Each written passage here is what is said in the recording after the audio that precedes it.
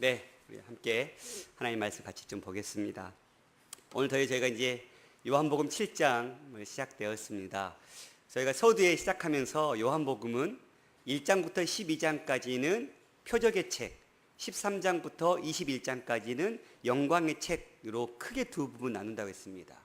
그 중에 5장부터 10장까지는 절기와 여러 가지 신앙의 그 관습들을 통해서 예수님께서 어떤 분이신지를 상징적으로 드러내고 있는 장이 5장부터 10장까지인데, 5장에서 우리는 베데스다 연못가에서 38년 된 병자가 고침받은 사건을 통해서 진정한 안식일의 주인이 누구냐, 이것을 주님께서 드러내셨죠.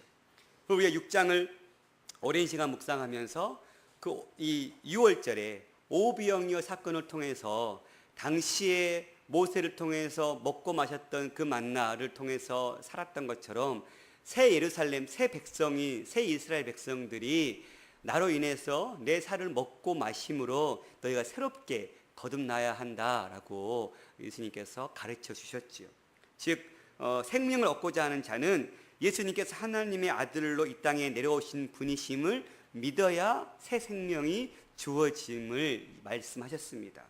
이제 7장부터 9장까지는 초막절에 일어난 일인데, 오늘 7장은 물에 대한 비유, 또 8장 9장은 빛에 대한 비유를 통해서 물과 빛이라는 이것을 통해서 하나님 앞에 또다시 생명을 불러일으키는 분이심을 증거하고 있다는 사실입니다.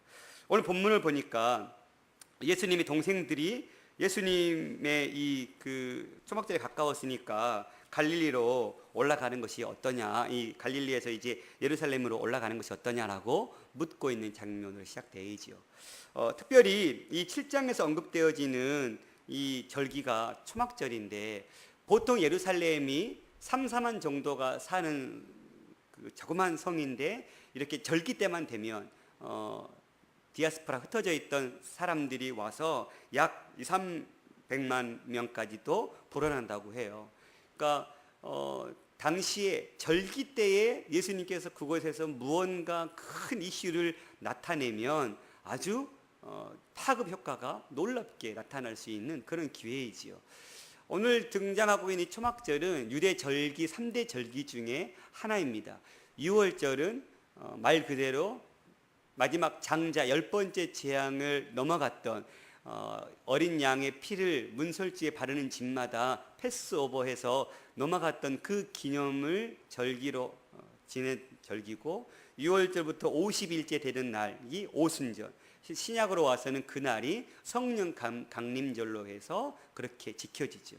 또 오늘 등장하고 있는 초막절은 이제 6월절로부터 이 초막절까지 약 6개월의 시간이 흘러갑니다. 보통 6월절이 태양력으로 3, 4월경이고 오순절이 4월, 5월달 경이고 초막절은 10월, 11월, 9월, 10월 이렇게 되니까 약 6개월 정도의 텀이 됩니다.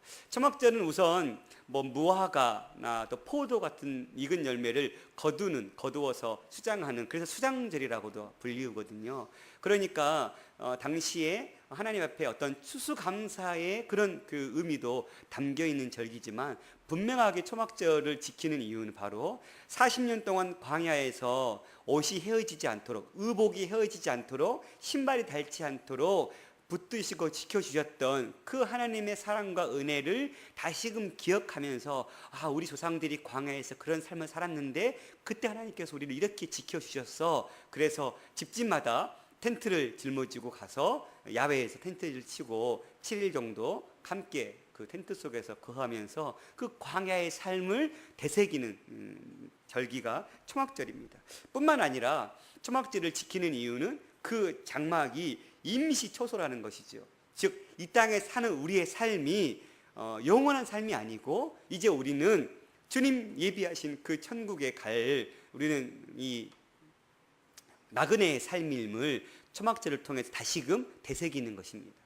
이 초막절에 1절에 보면 그 후에라고 시작되고 있는데, 이 그 후에가 언제인가 많은 학자들이 추측하고 있지만, 보통 그 베데스다 연못가에서 38년 된 병자를 고치고 난 이후에 로마 유대의 이 관료들이 이제 예수를 죽이기로 작정했거든요. 그래서 그 죽이기로 작정한 그때부터라고도 말하는 작자들이 있고, 또 이제 6월절 이후에 쭉 6개월 동안 흘러온 상황 속에서 이제 그 이후에라고 보는 학자도 있습니다. 어쨌든 뭐 중요한 건 아닌 것 같습니다. 어쨌든 갈릴리에서 다니시고 유대에 다니려 하지 않으셨습니다. 이유는 뭡니까? 유대인들이 죽이려고 했기 때문이죠.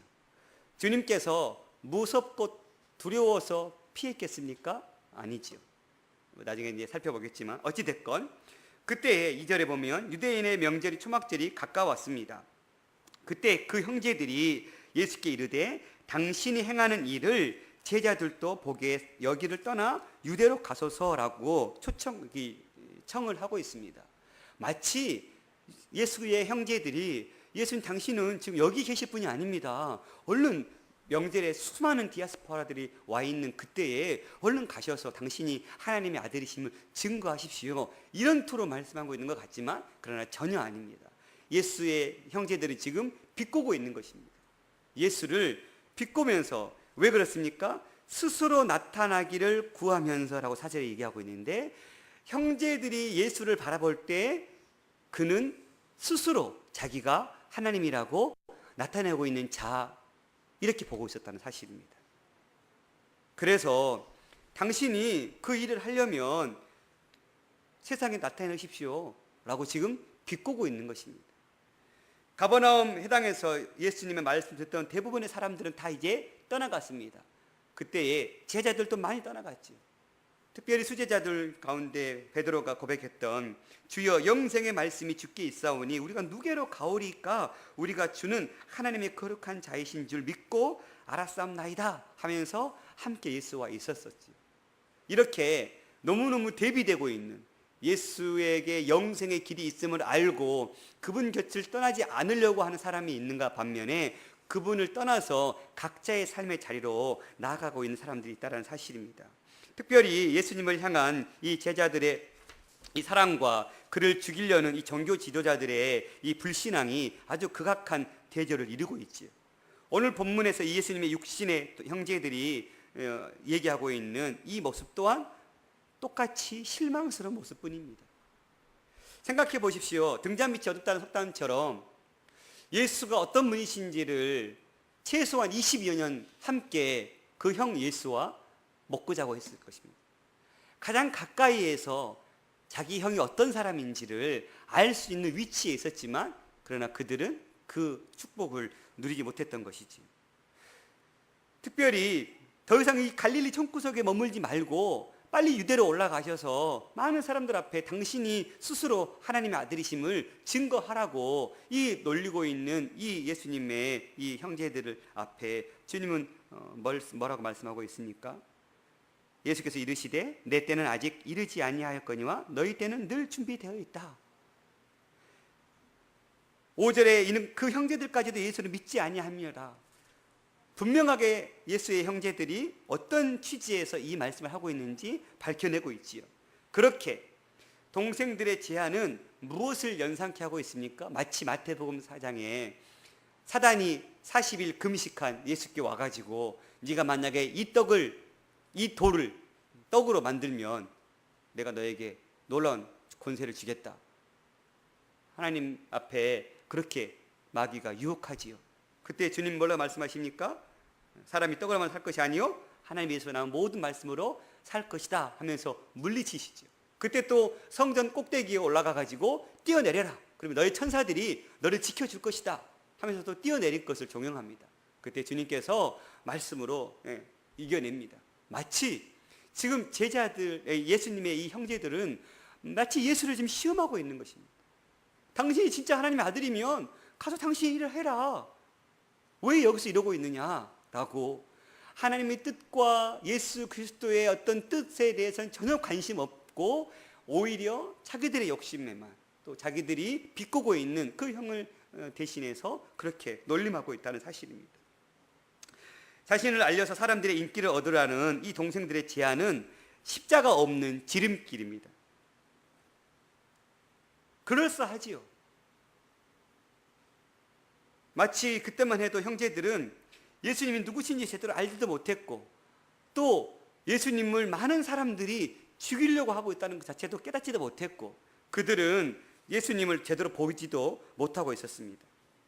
물론 이후에 예수님께서 승천하신 이후에 예수의 가족들도 그 120명의 다락방에 모였던 그들과 함께 섞여 있었고 나중에 예수의 동생 야고보도 아주 훌륭하게 주의 초대교회 사명을 감당해내지요. 지금의 상황은 바로 그 주님을 보지 못하는 상황 가운데 있다는 사실입니다. 지난주에 저희가 말씀을 전하면서 하나님의 일, 즉 하늘의 일은 영적인 것으로 바라보지 못하면 육의 눈으로는 절대 이해할 수 없다라고 말씀드렸습니다. 바로 예수의 형제들이 지금은 주의 일을, 하늘의 일을 자꾸 육신의 눈으로만 바라보고 있으니 이해가 되지 않고 믿어지지 않고 있다는 사실입니다. 이제 나중에 그랬던 형제들이 예수께서 승천하시고 난 이후에 그들의 영안이 열리게 되고 하나님의 뜻을 발견하게 되고 생명을 걸고 이 일에 앞장서게 되는 것이지요. 오늘 많은 사람들은 하나님의 뜻을 이루려고 하나님께 영광을 돌리기보다는 자기와 자기가 속한 단체를 세상에 알리고 싶은 유혹이 얻을 때가 참 많습니다. 우리가 신앙생활을 하면서 우리 이름이 드러날 수 있는 그런 일들이 많죠. 우리의 삶을 통해서 우리의 헌신과 수고를 통해서 주의 영광과 주의 이름을 드러내야 되는데 내 이름과 내 뜻을 드러내려고 하는 그런 연약함 가운데 우리가 많이 노출될 수 있다는 사실입니다. 우리가 그때마다 우리가 추구하는 것이 세상의 영광이 아니고 하나님이 주시는 영원한 영광인지를 분명하게 기억하고 살펴봐야 할 줄 믿습니다. 오늘 보고자 하는 말씀은 바로 이 6절에 얘기하고 있는 이 때, 내 때는 아직 이르지 아니하였는데 너희 때는 이르렀다라고 얘기하고 있는 이 때에 관해서 말씀을 좀 깊이 묵상하려고 합니다. 이 때, 시간이라는 것은 헬라어로 두 단어가 쓰입니다. 특별히 크로노스라는 단어와 카이로스라는 단어 두 단어가 쓰이는데 크로노스라는 단어는 하나님께서 만들어 놓으신 해, 달, 즉 이 절기에 의해서 즉 만들어 놓으신 규칙에 의해서 몇 월, 며칠, 몇 시 흘러가고 있는 이 시간을 얘기합니다. 그러니까 오늘 같은 경우는 2013년 7월 21일 이제 오후 3시입니다. 그러니까 하나님이 정하신 시간의 규칙에 의해서 흘러가고 있는 시간을 크로노스라고 하고 카이로스는 하나님께서 직접 하나님께서 일하시기 위한 그때 하나님의 구원사역, 하나님의 영광과 하나님의 나라를 성장하기 위해서 특정한 그때를 나타낼 때에 이 카이로스라는 시간을 쓰고 있습니다. 그러니까 여기서 내 때라고 할 때 여기 쓰인 단어는 카이로스이죠. 그리고 너희 때라고 얘기할 때는 크로노스를 쓰고 있는 것입니다. 그러면 이 카이로스와 크로노스의 차이는 어디에 있냐? 카이로스는 인간적인 방편에 있어서 그냥 흘러가고 있는 무의미한 시간이라면 크로노스는 하나님께서 우리의 삶 가운데 역사하셔서 일하기 시작하는 그 시점, 그것을 얘기하는데 예수의 사역은 전부 다 흘러가고 있는 시간의 잔실을 맡기고 있는 것이 아니고 하나님의 계획하심과 하나님의 뜻 가운데 모든 시점을 다 맞추고 있다는 사실입니다. 오늘 우리의 삶의 헌신과 삶의 모든 부분들이 바로 이 카이로스, 즉 하나님의 때에 모든 우리의 삶의 목적과 우리 삶의 모든 것들이 맞춰져 있기를 소망합니다. 특별히 예수님의 공생애를 시작하면서 때가 찼고 하나님 나라가 가까웠으니 회개하고 복음을 믿으라고 말씀하지요. 그때 썼던 단어도 카이로스입니다. 그때가 왔다. 많은 시간이 흘러가고 있는 그 시간 속에서 지금 이때가 예수를 믿고 나를 믿고 하나님께서 보내신 나를 믿고 구원받을 때다. 그러니 이때에 돌아와라라고 말씀하고 있는 것이지요. 특별히 예수님께서 말씀하신 내 때는 요한복음 전체 문맥상 이 세상에 보내신 하나님의 계획과 그 뜻이 온전히 드러나는 때를 지칭하고 있습니다. 반면에 너희 때라고 쓰이고 있는 이 카이로스, 크로노스의 시간은 그냥 무의미하게 흘러가고 있는 시간의 흐름 속에 자신의 삶을 맡기고 있는 그냥 그것을 얘기하고 있는 것이죠. 예수님의 제자들 형제들을 향해서 세상에 너희를 미워하지 아니하되 나를 미워하느니 이는 내가 세상의 일들을 악하다고 증언함이라.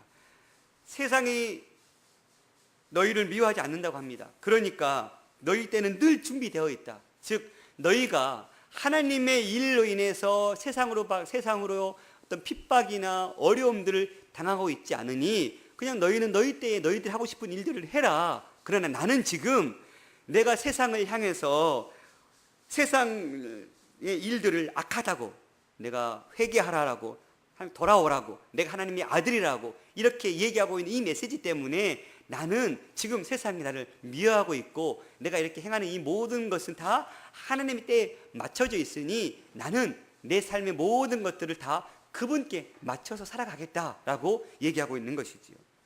너희는 명절에 올라가라. 내 때가 아직 차지 못하였으니 나는 이 명절에 아직 올라가지 아니하노라.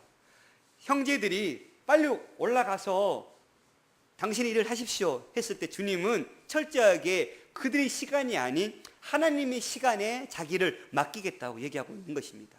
아니다. 아직 하나님이 보내시는 그때, 하나님이 말씀하시는 그때가 나에게 오지 않았다. 그러니 너희 할 일 해라. 나는 온전히 하나님의 때에 하나님의 그 뜻에 맞게 내 일을 감당하겠다라고 말씀하고 있다는 사실입니다. 사람이나 상황이 나를 몰아가고 이렇게 어떤 그 환경 속에 이렇게 내몰리게 할 때 우리는 어떻게 처신해야 합니까? 자기를 추켜 세우는 듯한 권유를 받고 생각 없이 따르다 보면 하나님의 뜻을 쫓아가기보다는 인간적인 뜻들을 따라갈 때 참 많다는 사실입니다. 우리가 무언가를 결정하고 무언가를 차근차근 준비해가는 과정 속에서 하나님의 뜻이 어디에 있는지, 지금 우리 내 삶 가운데 하나님께서 무엇을 원하시는지를 우리는 살펴야 합니다. 그냥 흘러가고 있는 강물에 내 삶을 맡겨서 되는 대로 흘러가는 삶이 아니라 정말 지금 나에게, 지금 내 대학생 시절인 나에게, 지금 직장을 준비하고 있는 이때에 주님께 나에게 뭘 원하시는지, 지금 내가 회장으로 섬기고 내가 임원으로 섬기고 내가 뭐 찬양팀에 섬기고 내가 지금 나에게 주어져 있는 이 환경 속에서 주께서 내 삶을 통해서 지금 무엇을 원하시고 어떤 것들을 감당하기를 원하시는지를 묻고 그분의 뜻과 그분의 때에 맞게 내 삶을 드릴 수 있는 헌신이 필요하다는 사실입니다. 저와 여러분이 그렇게 항상 하나님의 그 올바른 때를 찾아내고 그 때에 우리의 헌신과 삶을 맞추는 일에 힘을 쏟는 삶이 될 수 있기를 바라겠습니다. 그렇게 예수님께서는 하나님의 때를 강조하고 있다는 사실입니다. 여러분, 본문을 통해서 예수님께서 일하시는 모습은 어떠하고 있습니까? 철저하게 예수님은 하나님의 뜻에 따라 일하고 있다는 사실입니다.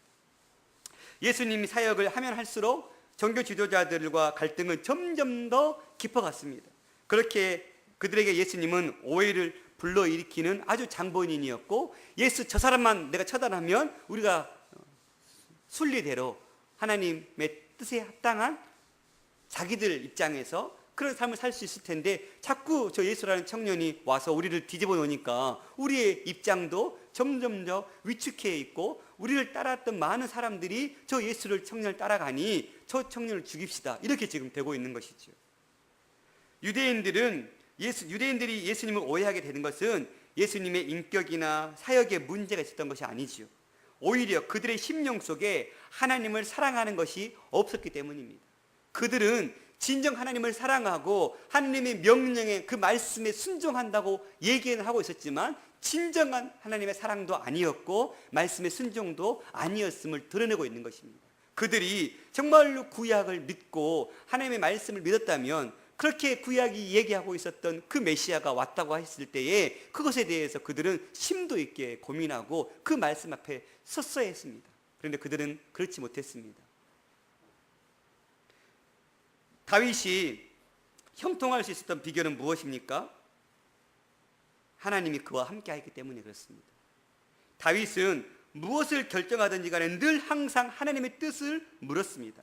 사무엘하 2장 1절에 다윗이 여호와께 여쭈어 가로되 내가 유다 한 성읍으로 올라가리이까? 예수께서 이르시되 올라가라. 다윗이 아뢰되 어디로 가리이까? 이르시되 헤브론으로 갈지라. 다윗은 자기의 삶 상황 속에서 크고 작은 일들을 결정함에 있어서 항상 그분의 뜻을, 즉 하나님의 그 때를 그는 항상 초점을 맞추는 일에 힘을 쏟았습니다.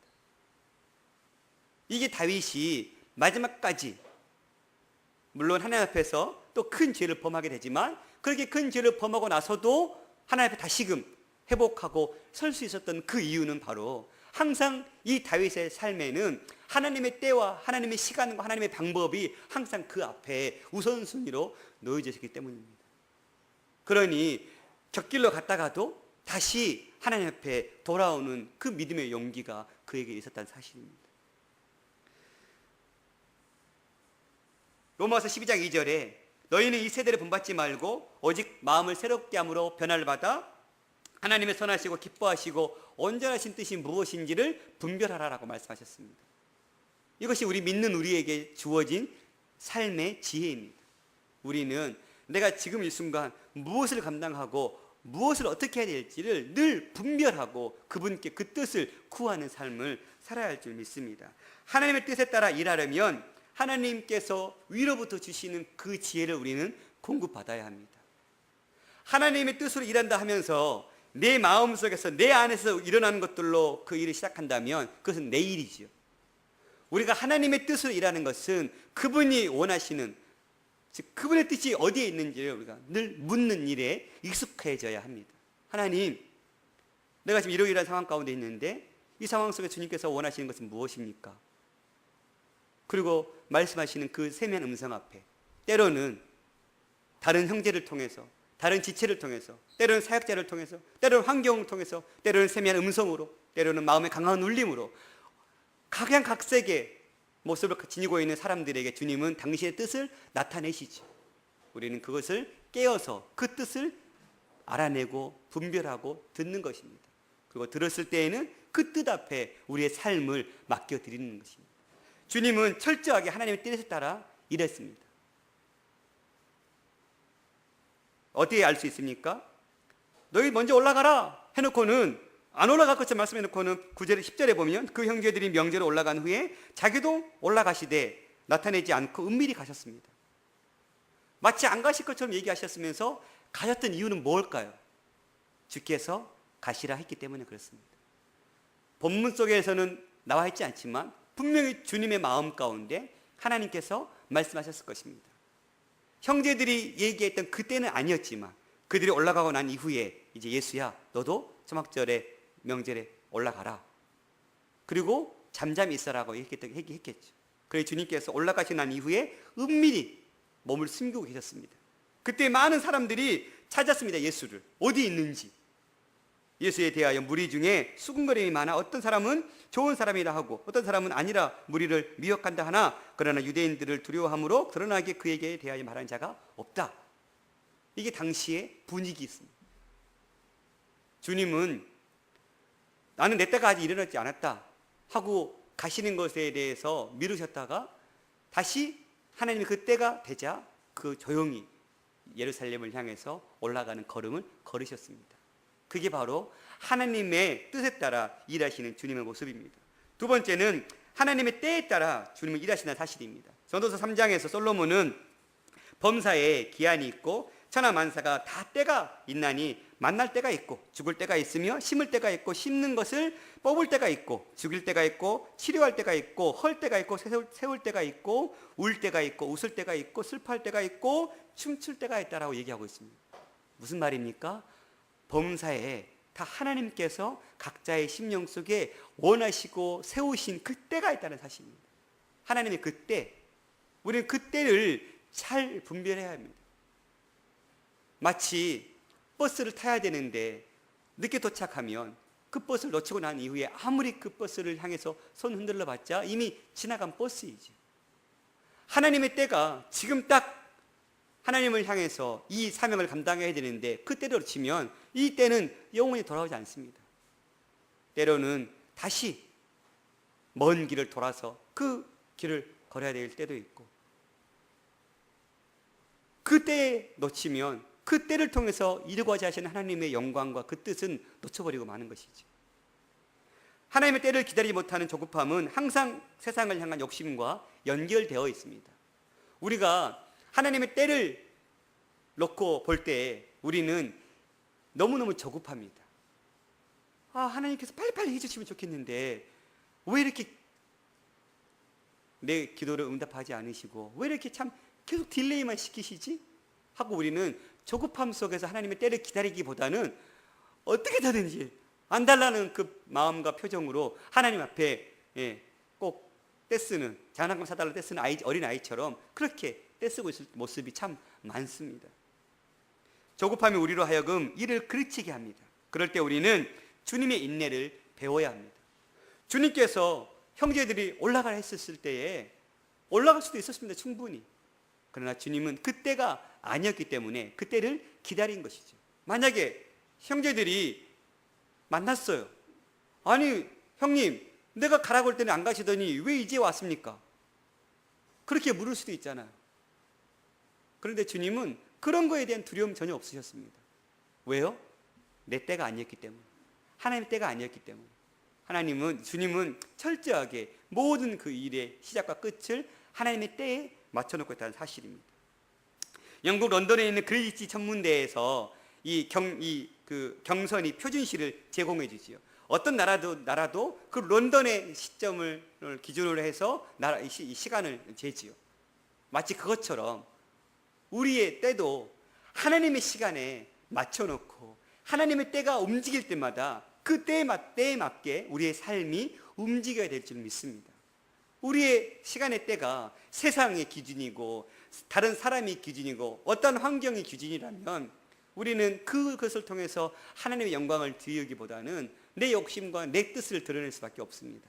그러니 여러분의 기준의 때, 여러분이 움직이고 여러분이 계획하고 여러분이 무언가를 행동하는 그 기준을 결정하는 그 때가 하나님의 때 앞에 맞춰져 있기를 간절히 축원합니다. 세 번째는 주님은 하나님의 방법으로 일하셨습니다. 예수님은 하나님의 아들이기 때문에 충분히 그 고난으로 자기 재량껏 하나님의 일들을 할 수 있었습니다. 그러나 주님은 그러지 않으셨습니다. 철저하게 하나님의 방법을 존중하셨습니다. 로마 군중이나 지도자들은 초막절에 희생제를 드리면서 나름 하나님께 헌신한다고 고백했겠지요. 겉으로 보기에는 그들의 신앙의 모습이 굉장해 보입니다. 그러나 그들은 겉으로 드러난 모습뿐이었습니다. 오히려 주님의 모습이 겉으로 보기에는 초막절 때에 맞춰서 가지도 않는 모습이 오히려 사람들의 눈에 보기에는 그것이 더 보람나게 보일 수도 있습니다. 그러나 주님은 하나님의 방법을 철저하게 순종했습니다. 여러분, 우리가 이 세상에서 인정받고 세상적인 영광을 위해 살지 않고 하나님께 인정받고 영광을 취하기 위해서는 우리의 방법이 아닌 하나님의 방법으로 일할 수 있는 지혜가 필요합니다. 시간이 많이 지나서 말씀을 마치겠습니다. 오늘 우리 이 요한복음 7장 1절에 13절을 통해서 주께서 우리에게 말씀하시는 것은 예수님은 철저하게 당신이 움직이시고 당신이 말씀하시고 당신이 삶을 나타내는 모든 과정 속에 하나님께 다 그 초점이 맞춰져 있었습니다. 하나님의 때, 하나님의 방법, 하나님이 원하시는 그 모든 것에 그의 초점은 다 맞춰져 있었다는 사실입니다. 그리고 그의 움직임의 전부는 바로 그 때에 따라 움직이셨습니다. 저와 여러분 어떻습니까? 각자의 우리의 삶 가운데 주어져 있는 이 환경 속에서 서로 많은 우리는 다양한 꿈과 다양한 비전 또 다양한 환경 속에 놓여져 있습니다. 그 속에서 하나님께서 여러분 한 사람 한 사람을 향하신 하나님의 계획하심 그 뜻은 어디에 있습니까? 그리고 여러분 한 사람 한 사람을 향하신 하나님의 뜻을 드러내고 영광을 높이기 위해서 여러분 지금 어느 시점에 맞추고 살아가고 있습니까?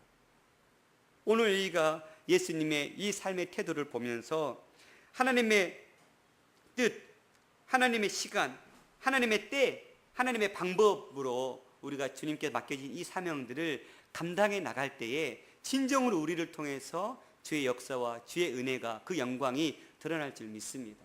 그런데 이것은 다시금 말씀드리지만 내 안에서 이룰 수 있는 것이 아무것도 없습니다. 우리가 온전하게 뱀같이 지혜롭고 비둘기같이 순결하게 늘 성령과 함께 그 삶의 하루하루를 맡겨드리고 살아가는 삶을 선택해 나갈 때에 그 지혜와 그 하나님의 뜻과 때와 방법을 분별할 수 있는 그런 영안이 우리에게 주어질 줄 믿습니다. 그러니 저와 여러분의 삶이 이 하나님의 때를 드러내고 하나님의 시간을 드러내고 하나님의 방법을 드러내는 일에 우리의 온 초점이 맞춰져 있는 삶을 살 수 있기를 간절히 바라겠습니다. 그것이 여러분의 삶을 통해 하나님께 영광 돌릴 수 있는 길인 줄 믿습니다.